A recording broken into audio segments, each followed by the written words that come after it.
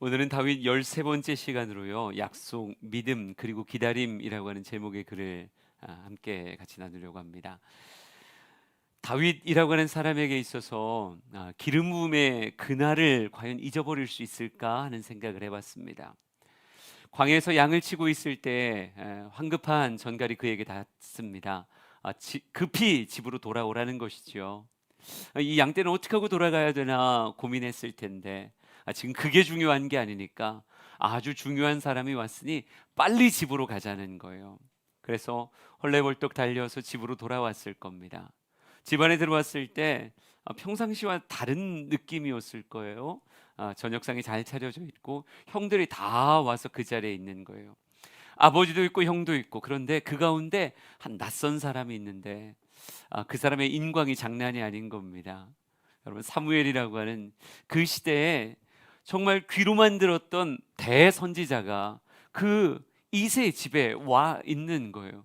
여러분, 다윗이 얼마나 놀랐을까요? 여러분도 생각해 보세요. 정말 이 민족에 있어서 위대한 선지자인데 그런 사람을 먼 발치에서 보는 것만으로도 동네에 와서 나 사무엘 봤다? 나 진짜 사무엘 봤다니까? 이렇게 이야기할 만한 그런 거리가 됐을 텐데, 여러분, 그 사무엘이 바로 자기 눈 앞에 있는 거예요. 그리고 다른 사람을 바라보는 것이 아니라 나 다윗을 바라보는 거죠. 그 눈 안에 가득 나를 담더니 이렇게 미소 지으면서 말하는 거예요. 내가 그 사람이구나. 하나님께서 말씀하시는 사람이 바로 너구나 라고 이야기하며 빙긋이 웃더니 기름 뿔병을 가져다가 마개를 열고 그의 머리부터 발끝까지 여호와의 기름 부으심이라고 이야기하며 기름을 붓는 거예요. 여러분, 어떤 감각이었을까요? 머리부터 발끝까지 기름이 젖어 들어올 때, 그러며 사무엘이 전하는 그 이야기가 얼마나 강한 전율로 어린 다윗에게 다가왔을까? 여러분, 잊을 수 있을까요? 그 두근거림을. 아무리 다윗이 어렸어도요, 그 기름 부음이 이스라엘의 왕으로의 부르심이라고 하는 것을 그도 알고 있었을 겁니다. 여러분, 그 심장의 두근거림이 쉽게 가라앉지 않았을 거예요. 그렇게 하루를 보냈고 일주일을 보냈고 1년을 보냈습니다. 여러분, 대략적으로 성경에 기름 부음의 사건의 그날을요, 성경학자들은 대략 한 15세 정도가 아니었을까 하는 생각을 합니다. 한 15쯤에 그에게 기름 부음이 임했고 골리앗과 싸울 때가 한 대략 17세 18세 정도, 전쟁에 나갈 만한 나이가 되지 않았으니 20살은 되지 않았을 것이고, 그냥 대략적으로 예상할 때 기름 부음의 나이를 한 15, 그리고 그가 왕궁에서 활동하던 시기를 20살 이후의 시기로 대략 보게 되어집니다. 사무엘하 5장 4절 5절을 한번 같이 읽어보죠. 다윗의 연대기를 추정할 수 있는 굉장히 소중한 본문인데 한번 같이 읽어보겠습니다. 시작. 다윗이 나이가 30세에 왕위에 올라 40년 동안 다스렸을 때 헤브론에서 7년 6개월 동안 유다를 다스렸고 예루살렘에서 33년 동안 온 이스라엘과 유다를 다스렸더라. 아멘. 다윗이 나이가 30세에 왕 위에 올랐다라고 말하고 있습니다. 그러니까 대략 15세 정도의 기름 부음을 받았고요, 그가 실제로 유다의 왕이 된, 그러니까 약속을 받았던 건 15이었는데 그가 실제로 유다의 왕이 되었을 때가 나이 30살이라고 말하고요, 아직 전체 이스라엘의 왕이 아니라 유다의 왕으로서 사역을 7년 6개월 동안 한 이후에 비로소 전체 온 이스라엘의 왕으로서 다시 한번 기름 부음을 받고 이제 무엇이 되는 거예요? 33년에 예루살렘에서 온 이스라엘을 통치하는 일들을 감당했다라고 말하고 있습니다. 여러분, 제가 지금 무슨 얘기하려고 하는 거냐면요, 사무엘에게 기름을 부음을 받았을 때 아마 다윗은 그렇게 생각했을 거예요. 내가 진짜 이스라엘의 왕이 된다고? 처음엔 그 사실이 가슴 벅차게 다가왔겠죠. 근데 그 후에 너무도 당연하게 이런 생각이 들지 않았을까요? 언제?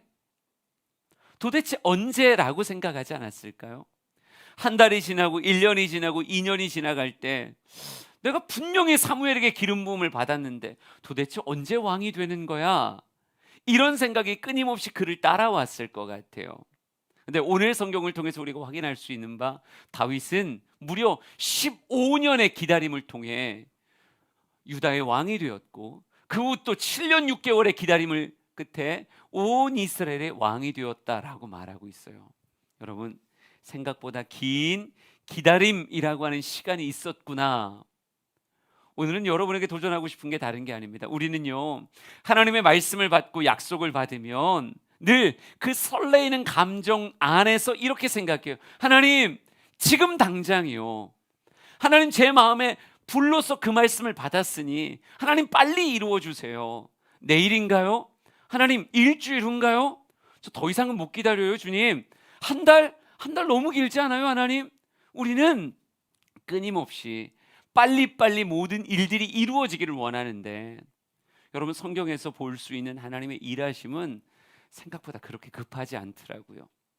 말씀을 주시고 그 일이 이루어질 때까지 성경의 보편적인 믿음의 선진들은요, 굉장히 긴 시간의 기다림을 지불하며 여러분 인내할 때가 성경은 굉장히 많이 보여진다는 거죠. 다윗도 15년의 기다림 통해 왕이 되어지고, 여러분, 베드로라고 하는 사람도 그를 찾아와서 내가 너를 사람을 낚는 어부가 되게 할 거야 라고 말씀하셨을 때, 여러분, 그 다음 날부터 설교의 단상에 세워져서 수많은 사람들에게 예수를 믿으시오, 당신이 예수를 믿는데 내가 이런 귀한 말씀을 전하고 있지 않소, 여러분, 이렇게 안 했다는 거예요. 예수님을 따라다니는 공생의 3년의 기간이 다 지나고 난 이후 사도행전의 시대에 비로소 그는 설교할 때 3,000명, 5,000명이 주 앞에 돌아오는 사람을 낚는 어부의 역할을 감당하기 시작했다는 거죠. 모세에게 출애굽의 꿈이 나이 80에 있었던 건 아닌 것 같아요. 나이 40에서도 이스라엘 백성들을 통하여 정말 이 애굽에서 벗어나자라고 하는 나름의 구국의 운동을 했던 게 성경에 기록되어져 있거든요. 하지만 정말 그의 마음의 부르심 그대로 이스라엘 백성들이 출애굽하는 데까지에 있어서는요, 굉장히 긴 기다림의 시간, 나이 40이 아니라 나이 80에 그 일이 이루어지는 그런 이야기를 성경은 기록하고 있습니다. 요셉도 해달별이 절하고 곡식단이 절하는 그 꿈, 그 환상은 하룻밤에 그에게 주어졌지만, 그도 애굽의 총리가 되기까지는 나이 30이 될 때까지의 긴 시간이 인내로서 지불되었다는 거죠. 그러니까 여러분, 기다림이라는 게 신앙생활과 뗄 수 없는 이야기라고요. 하나님은 우리의 삶에 다가오셔서 우리의 삶에 약속을 주시는데, 그 약속이 하나님의 편에 있어서 사랑하는 자녀야, 좀 시간이 있어야 된다, 내가 그 일을 이루기까진 시간이 필요하다, 하나님 그렇게 말씀하시는 게 아니라, 하나님은 우리 한 사람 한 사람을 바라보며 진짜 너의 삶에 그것이 이루어질 때까지 너를 위하여 뭐가 있어야 된다? 기다림의 시간이 있어야 된다라고 말씀하며, 우리의 마음과는 다르게 하나님의 뜻 안에서 때로는 길어 보이는 기다림을 우리에게 요구하실 때가 있다는 거죠.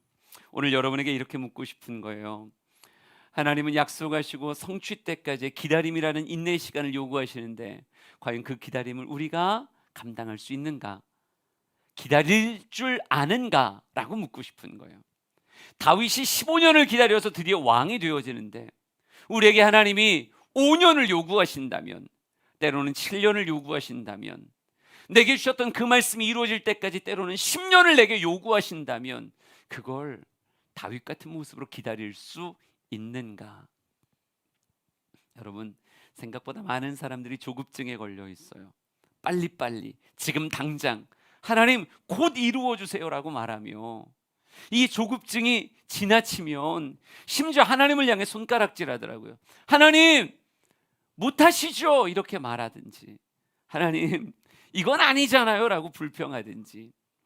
이스라엘 백성들을 봐보세요. 출애굽한 이후에 또 하나의 그들의 가슴에 있었던 불타는 약속이 가나안까지 갈 것이다, 가나안 땅을 우리가 소유로 얻게 될 것이다 라고 분명히 말씀하며 구름기둥 불기둥으로 그들을 이끌어가고 있음에도, 성경을 볼 때 보여지는 게 왜 자꾸 이 광야를 도느냐라고 말하며 애굽으로 돌아가야 되겠다, 조급증에 걸린 이스라엘 백성들이 끊임없이 불평하며 돌아가겠다고 모세를 협박하는 모습을 우리 성경을 통해서 볼 수 있지 않습니까?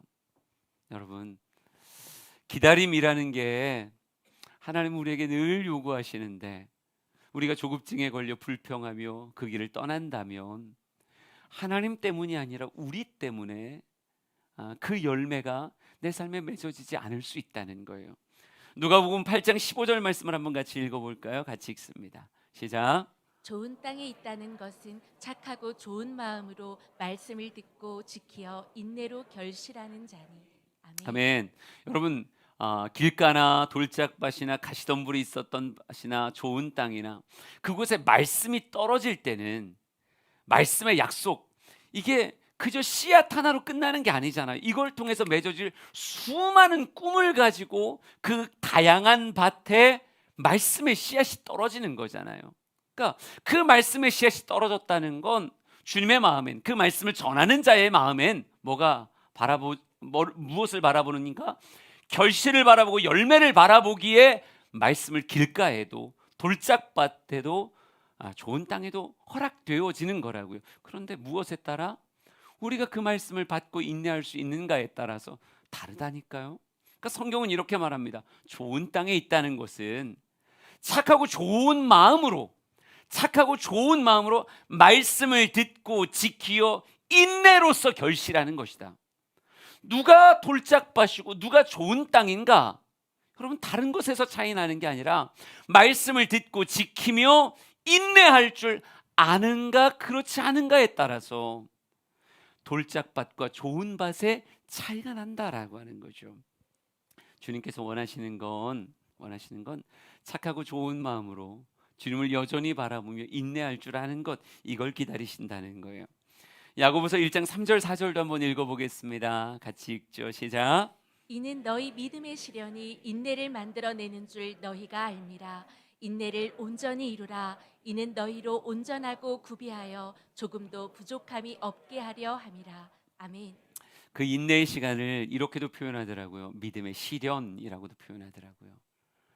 믿음으로 생겨진 시련이에요.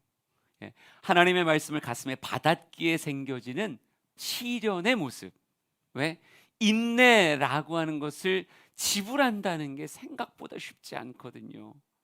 우리가 1년을 기다린다, 5년을 기다린다. 여러분, 다윗이 무려 15년을 기다려서 유다의 왕이 된다는 기간을 지불하는 그 인내를 여러분 어떻게 쉽다고 말할 수 있겠어요? 때로는 사울의 왕실에서 이곳저곳을 다녔어야 됐고, 때로는 아둘람굴과 같은 광야에서의 도망자의 시간도 있었어야 됐고, 블레셋에 정말 때로는 망명하듯 찾아가서 어색하고 낯선 삶을 살기도 했어야 되는 것이 그가 보내야 된 인내의 실제 모습이었다고요. 여러분, 시련이라고 부를 만하지 않습니까? 그런데 이 인내를 온전히 이루라라고 하는 그 말씀을 주님은 우리에게 요구하신다는 거예요. 우리가 설교를 듣고 성경을 읽다 보면 하나님 우리의 가슴을 불타게 하는 그런 말씀들이 우리의 가슴에 떨어질 때가 참 많습니다. 우리 사랑하는 모든 성도들이 이 말씀을 아름다운 결실까지 인내하며 기도할 수 있었으면 좋겠는데, 여러분, 우리가 때로는 그 인내를 감당하지 못한 채 어떨 땐 길가 같은 딱딱한 밭이 되기도 하고, 어떨 땐 돌짝이 가득한 밭이 되기도 해서, 여러분, 하나님이 그 말씀을 이룰 능력이 없어서가 아니라 씨앗에는 다 생명력이 담겨져 있는데 말이죠, 하나님이 그 일을 이룰 수 있는 능력이 없어서가 아니라 우리가 그 말씀을 붙잡고 버텨내는 인내의 모습이 없기에 수많은 씨앗들이 사그러진 것이 아닐까. 저는 오늘 성경 말씀을 통해서요, 우리 사랑하는 모든 성도들이 다윗같이 인내할 줄 아는, 인내를 온전히 이루어내는 그 모습이 우리 모든 성도들에게 도전이 되고 여러분의 삶의 실제가 되었으면 좋겠다 생각합니다. 여러분, 다윗처럼 인내해 보자고요. 다윗처럼 잘 버텨내 보자고요. 그러면 인내를 온전히 이룬다라고 얘기했을 때 온전히 이루어내는 인내의 모습이 도대체 뭘까? 오늘 성경을 통해서 한번 생각해 봤으면 좋겠어요. 어떻게 인내할 것인가? 사무엘하 2장 1절 말씀으로 도전합니다. 우리 같이 읽습니다. 시작. 그 후에 다윗이 여호와께 여쭈아르되 내가 유다 한 성읍으로 올라가리이까 여호와께서 이르시되 올라가라. 다윗이 아뢰되 어디로 가리이까 이르시되 헤브론으로 갈지니라. 아멘. 저는 이 말씀을 되게 상징적으로 보고 싶은데요. 다윗은 심지어 블레셋의 땅에 시글락에 있을 때에도 여전히 무엇하고 있냐면요, 하나님 올라갈까요? 하나님께 여쭐 줄 알았고, 하나님이 말씀하시면 아멘 가겠습니다, 헤브론으로 가겠습니다 라고 말하며 순종할 줄 아는, 그러니까 그의 삶의 인내의 기간 안에 참 많은 장소들, 많은 상황이 있었음에도 불구하고 하나님과의 그 친밀함이라고 하는 걸 잃어버리지 않은 채 인내의 시간을 보냈다. 여러분, 저는 이게 굉장히 중요하다고 생각해요. 인내를 온전히 이루는 성도의 인내의 실전편은 무엇이냐? 하나님을 잃어버리지 않는 거예요.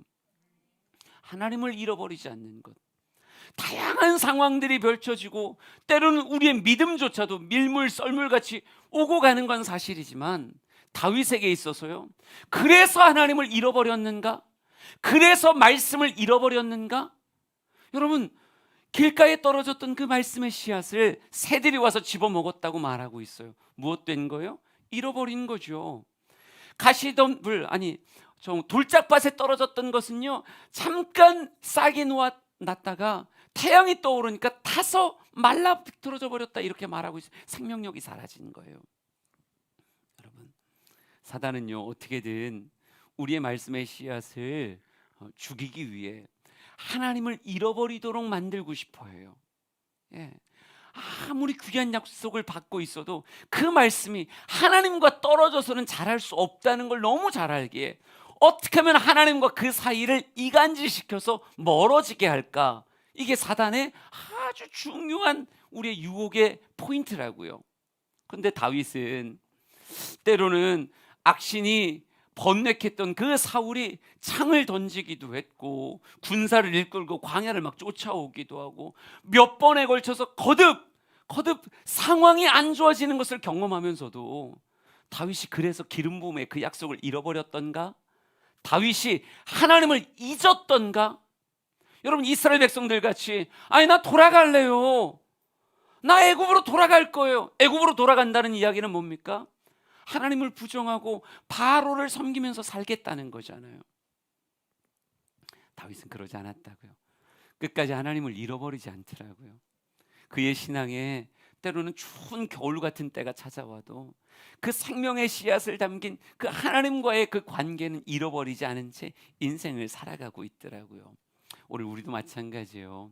하나님의 약속이 내 삶에서 끝까지 열매로 나아가기 위해서는요, 이 씨앗을 자라게 할 수 있는 그 하나님을 잃어버린다면 여러분, 그 씨앗은 자라지 않는다고요. 그러니까 우리의 삶의 인내의 실력은 무엇이 되어야 되느냐? 어떤 상황에도 결코 하나님 잃어버리지 않는다. 끝까지 하나님 붙잡고 인내한다. 여러분, 우리가 알아야 되는 건 하나님은 한 번도 다윗을 떠나지 않았다는 거예요. 그의 삶이 이곳저곳 수많은 곳을 유랑하듯 다니고 있지만 하나님은 한 번도 그를 떠난 적, 다윗을 떠난 적이 없어요. 여호수아서 1장 9절과 신명기 31장 6절의 말씀을 한번 읽어보겠습니다. 같이 쭉 읽죠. 시작. 내가 내게 명령한 것이 아니냐. 강하고 담대하라. 두려워하지 말며 놀라지 말라. 내가 어디로 가든지 내 하나님 여호와가 너와 함께 하느니라 하시니라. 너희는 강하고 담대하라. 두려워하지 말라. 그들 앞에서 떨지 말라. 이는 내 하나님 여호와 그가 너와 함께 가시며 결코 너를 떠나지 아니하시며 버리지 아니하실 것임이라 하고. 아멘. 그 약속이 이루어질 때까지 하나님 결코 나를 떠나지 않는다. 그 약속을 열매로 바꾸실 때까지 하나님은 한 번도 나를 떠나지 않는다. 이게 하나님의 말씀의 약속입니다. 여러분, 하나님의 말씀의 약속을 믿으셔야 돼요. 뭘 믿지 말고요? 여러분의 감정을 믿지 말고요. 사람의 감정은 꼭 하늘 같다는 생각을 해봤습니다. 여러분, 하늘이 어떨 땐 정말 청명하고 맑아서 태양의 그 뜨거움을 그대로 우리에게 느끼게 해줄 때가 있어요. 그 밝음과 뜨거움을 감히 감히 태양이 없다라고 하는 생각을 한 번도 하지 못할 만큼 아주 청명한 날에는요, 그 열기와 빛이 그대로 느껴지니까 너무너무 선명하죠. 그런데 어떨 때는요, 하늘에 먹구름이 가득 낀 것 같이 태양이 보여지지 않고 느껴지지 않을 때가 있다고요. 우리의 감정은 그렇게 우리를 속인다니까요. 태양이 오늘은 뜨지 않았나? 이런 생각이 들 만큼 짙은 먹구름이 끼어 있을 때가 있어요. 여러분도 비행기 타고 이게 창공으로 비행기가, 전 아직도 비행기가 하늘에 뜬다는 게 신기한 사람이에요. 아, 이렇게 사람이 많이 타고 무거운데 어떻게 뜨지? 그런데도 어김없이 뜨더라고요. 근데 때로는 비 내리는 흐린 날에도 비행기가 뜨기도 해요. 분명히 비가 내리고 참 어두웠었는데 비행기가 떠서 구름을 뚫고 올라가면요, 깜짝 놀랄 광경이 펼쳐지죠. 여러분, 너무 맑은 청명한 하늘이 있다니까요. 구름 아래에선 그 해가 느껴지지 않았는데 구름을 뚫고 올라가니까 해는 여전히 있었어요. 여전히 찬란하게 빛나고 있더라는 거예요. 여러분, 우리가 인내의 시간을 보낼 때요, 때로는 우리의 감정이 속여요. 하나님이 우리를 버리신 것 같고 하나님이 우리 곁을 떠나신 것 같이, 야, 이 씨앗이 죽은 거 아닌가 하는 생각이 들 만큼 왜 자라지 않지? 이런 생각이 들 때가 있다니까요. 하지만 여러분, 하나님을 오해하시면 안 돼요. 하나님은 우리의 인생에 씨만 뿌리고 그냥 떠나시는 분이 아니라 그 씨앗을 자라게 하기 위한 태양이 되어서 끊임없이 나를 바라보시며 한순간도 눈을 떼지 않고 나와 함께 하시는 분이 우리 하나님이시라고요. 이스라엘 백성들을 출애굽시키셔서 가나안까지 이끄실 때도 구름 기둥과 불 기둥은 한순간도 떠나지 않고 그들의 앞에서 그들의 걸음을 인도하고 있었어요. 여러분, 우리 하나님은 인생이 아니라 거짓말하지 않으십니다. 하나님의 말씀이 괜히 내 삶에 떨어진 것이 아니고 이 말씀은 열매 맺어지기 위해서 내게 주어진 거예요. 그러기에 하나님을 신뢰하며 하나님과의 관계를 망치지 않는 게 참 중요하다니까요. 우리 안에 많은 일들이 벌어지겠죠. 다윗도 그랬잖아요. 그런데 다윗은 끝끝내 하나님을 잃어버리지 않았다니까요. 광야에서도 잃어버리지 않았고 블레셋의 땅에서도 하나님을 잃어버리지 않았어요.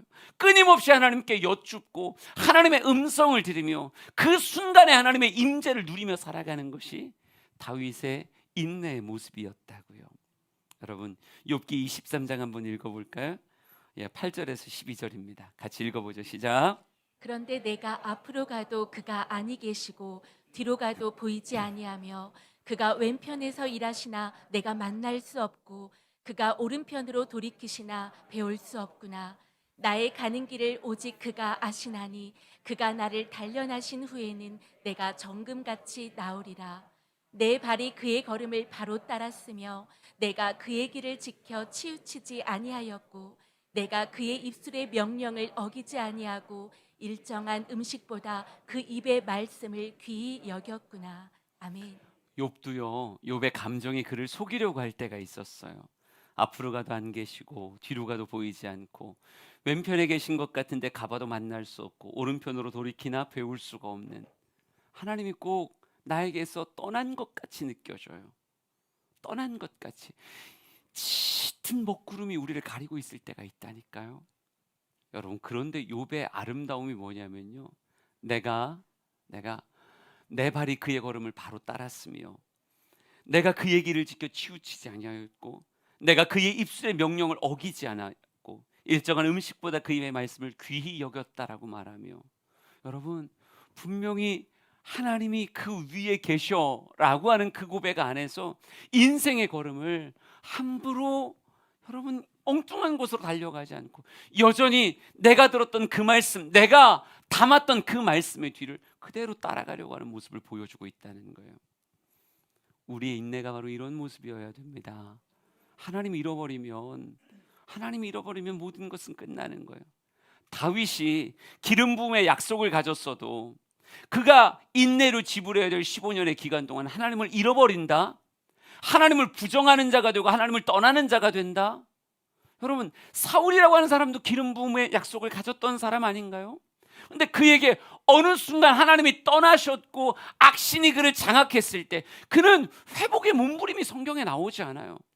하나님을 잃어버리지 않기 위한 거룩한 몸부림이 분명히 있었어야 되는데, 그래서 진짜 하나님을 그가 놓쳐버리니까 어떻게 돼요? 회복되지 않은 채, 열매 맺어지지 않은 채 기름 부음 약속도 사그러들어 버리잖아요. 그러니 여러분, 때로는 하나님이 느껴지지 않는 것 같은 진한 먹구름이 우리의 삶에 찾아올 때도, 여러분, 하나님의 임재 앞에 서는 그 모습, 그래도 하나님과 교제하며 신앙생활하는 그 모습이 우리 안에 흐려지면 안 된다고요. 예, 어떨 때는요, 찬양이 너무 은혜가 되고 막 기도하면 영적으로 막 시원함이 느껴지고 말씀이 다 내게 주시는 것 같이 내 마음을 콕콕 찌를 때가 있어요. 여러분, 우리는 그럴 때만 신앙생활 잘하는가? 아니라고요. 어떨 땐 찬양이 마음에 하나도 담기는 것 같지도 않고, 기도합시다 그래서 앉아있는데 한마디도 입에서 나오지 않아서 그냥 눈 감고 가만히 있다가 나올 때도 있어요. 주의 말씀이 내게 들리지 않고 말씀을 선포하는데 계속 졸며 그냥 꾸박꾸박 졸고 있는 나의 모습이 느껴질 때도 있죠. 여러분, 그래도 그 자리를 버텨내는 것이 인내의 모습이라니까요. 그럼에도 불구하고 하나님을 놓치지 않기 위해서 꼬박 졸더라도 주 앞에 서려고 하고, 말씀을 읽다 정신을 놓는 한이 있어도 여전히 그 말씀을 다시 읽으려고 애쓰는 그 모습이, 여러분, 인내를 잘 버텨가는 우리의 모습이라는 거죠. 다윗은 결국 하나님 잃어버리지 않았구나. 우리가 인내의 상황 속에 벌어지는 다양한 상황과 여건과 먹구름이 때로는 낄 때도 있지만 하나님 잃어버리지 않는 것, 절대 그 하나님 앞을 떠나지 않는 것, 이게 우리의 성도의 인내구나. 여러분의 가슴에 새길 수 있기를 바랍니다. 여러분, 하나만 더 볼게요. 사무엘하 2장 4절 말씀을 한번 같이 봐볼까요? 전 이 말씀도 굉장히 상징적으로 봤는데, 사무엘하 2장 4절입니다. 시작. 유다 사람들이 와서 거기서 다윗에게 기름을 부어 유다 족속의 왕으로 삼았더라. 아멘. 유다 사람들이 와서 거기에서 다윗에게 기름을 부어 유다 족속의 왕으로 삼았다, 이렇게 말합니다. 사울 왕이 죽었다라고 하는 것이 유다 전역에 소식으로 퍼졌을 거예요. 많은 사람들에게 그럼 우리 어떻게 해야 되지? 이런 생각이 들지 않았을까요? 우리가 도대체 누구를 왕으로 삼아야 되는가? 이미 왕정이 세워졌기에 사울 왕 죽고 그의 당연히 사람들이 생각했던 왕을 이을 요나단도 죽어버렸어요. 그럼 우리 어떻게 해야 되지? 누구를 왕으로 삼아야 될까? 여러분, 그런데 놀라운 건요, 누구를 찾아왔다고요? 다윗을 찾아와서 이렇게 말해요. 우리의 왕이 되어주세요라고 말하며 유다의 장로들이 다윗에게 기름을 붓더라고요. 여러분, 상상해 봅시다. 다윗이 사람들에게 사무엘에게 나한테 와서 기름을 부었어 이렇게 말하고 다녔을까요? 어렸을 때 15살 때 기름 부음을 받았을 때 여러분 짜릿했겠죠. 막 엄청난 경험이잖아요. 그래서 집을 벅차고 나가서 아무개야 나 기름 부음 받았어 이렇게 말했을까요? 여러분, 안 했을 거예요. 그럼 이새가, 아버지가 그렇게 말하고 다녔을까요? 형들이 그렇게 말했을까요? 여러분, 그 말이 바깥으로 퍼져나가면요, 사울이 다윗을 죽이는 건 사울의 미치광이적인 행동이 아니라 나라를 지키기 위한, 어찌 보면 쿠데타를 막기 위한 아주 합리적인 행동이 되어버려요. 전혀 판이 달라진다고요. 다윗은 기름 부음을 받았지만 기름 부음 받았다는 이야기를 꺼내지 않았을 거예요. 그건 사무엘도 마찬가지고요. 그런데 긴 시간이 지나고 나서 사울이라고 하는 왕이 죽고 이미 사무엘도 죽었어요. 그런 상황에서 다윗의 기름 부음 받은 사실을 모르는 유다의 장로들이 모여서 그들이 누구를 왕으로 삼아야 되는가라고 얘기했을 때 그들의 머릿속엔 단 한 사람이 떠올랐다고요. 그게 누구였어요? 그게 다윗.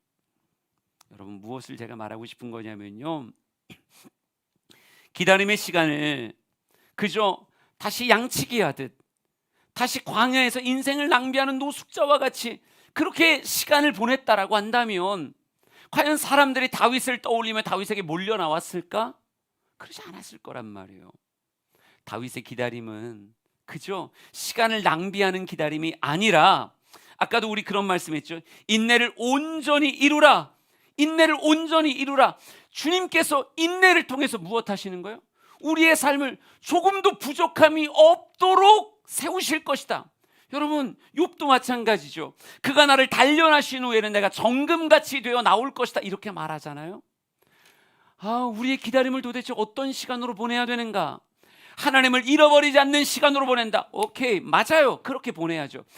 근데 그건 신앙적인 모습에서 그렇게 보내는 거고요. 우리의 일상의 삶의 모습에 있어서 어떻게 보내야 되는가? 그 말씀에, 그 약속에 어울리는 삶의 모습을 개발하고 빚어가는 것이 우리가 마땅히 보내야 되는 창조적인 기다림이라고 말할 수 있는 거예요.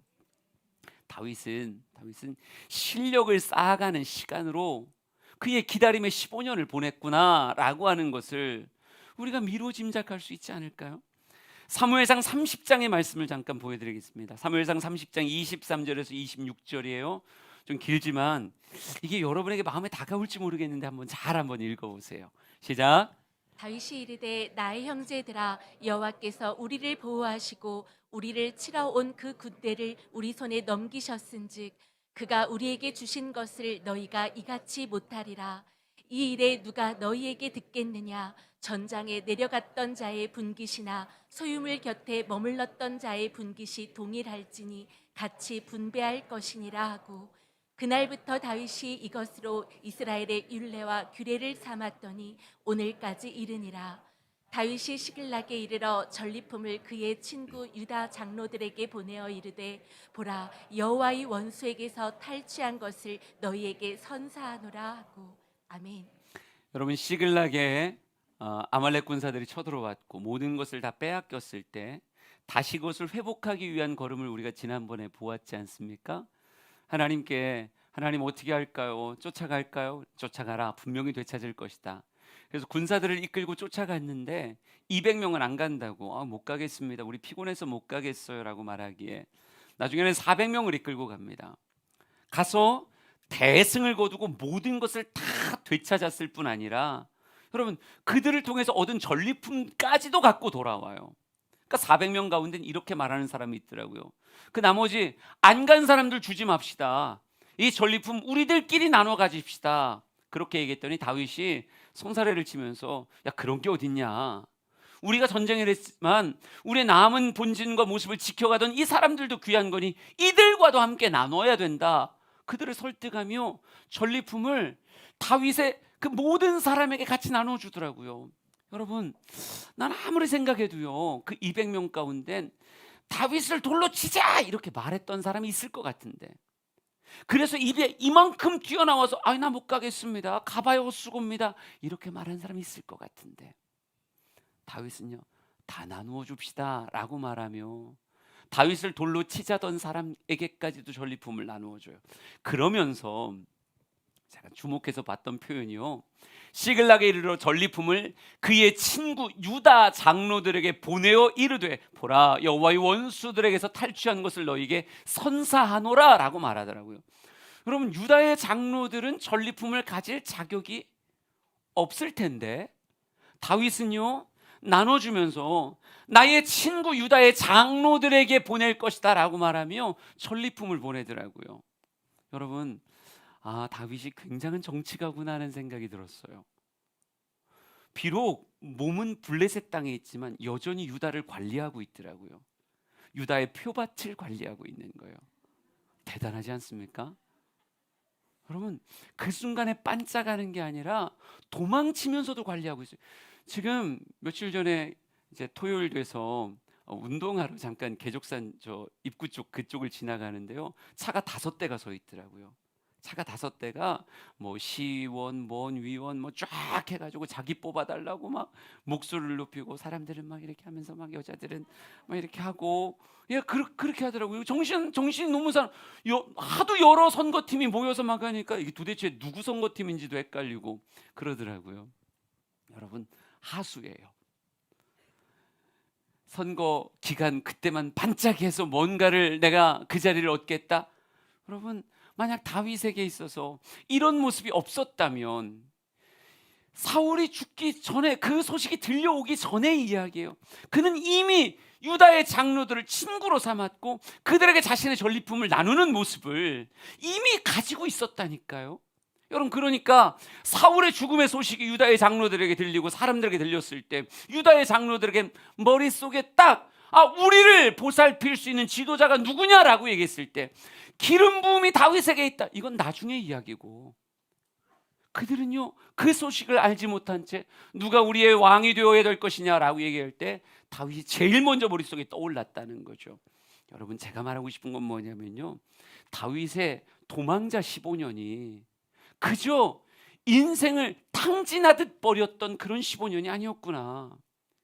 굉장히 노련하고 굉장히 완숙한 지도자의 모습으로 그는 그 기간을 보내고 있었구나. 그러니 아둘람 굴에서도요, 어찌 보면 명백하게 사울이 왕임에도 불구하고 우리는 다윗을 따르겠습니다라고 말하는 400명이 몰려왔던 거 아닐까요?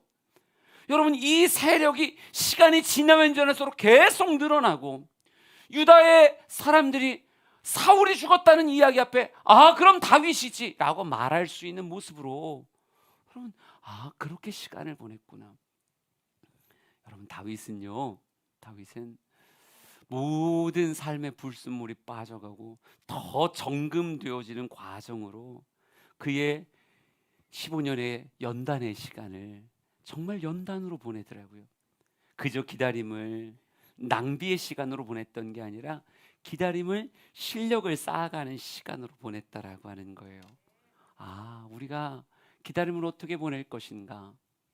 나에게 약속 주신 그 하나님을 놓치지 않고 하나님과의 친밀함으로 보낼 뿐 아니라 하나님의 그 말씀에 맞는 나로 성장해가는 시간, 그게 베드로의 3년의 시간이었고 요셉에게도 30살의 그 총리 대신이 될 때까지의 그 시간이 그런 시간이었잖아요.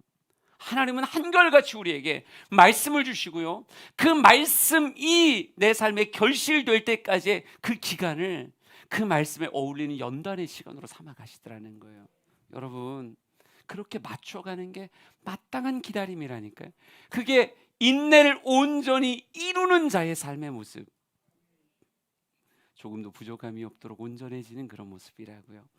마태복음 13장 31절 32절 마지막으로 읽겠습니다. 한번 말씀 같이 볼게요. 시작. 또 비유를 들어 이르시되 천국은 마치 사람이 자기 밭에 갖다 심은 겨자씨 한 알 같으니 이는 모든 씨보다 작은 것이로되 자란 후에는 풀보다 커서 나무가 되매 공중의 새들이 와서 그 가지에 깃들이느니라. 아멘.